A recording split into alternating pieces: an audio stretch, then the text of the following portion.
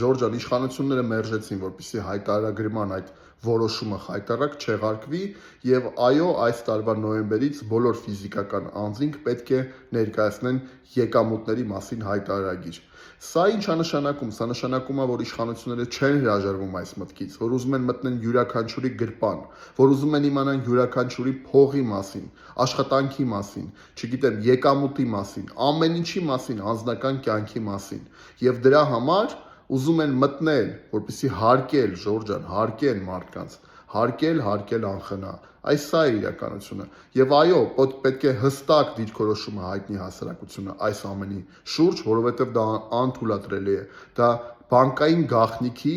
առհասարակ վերացումն է Հայաստանում վերջնականապես եւ յուրաքանչյուր մարդու անձնական տվյալների, ուրեմն իրավունքից զրկելու այդ որոշումն է։ Այս սա է իրականությունը, Ժորժ ջան։ Պետք է հստակ մեր դիրքորոշումը հստակ հայտնենք այս ամենի շուրջ։ Բա ժողովրդագրվեք իմ էջին։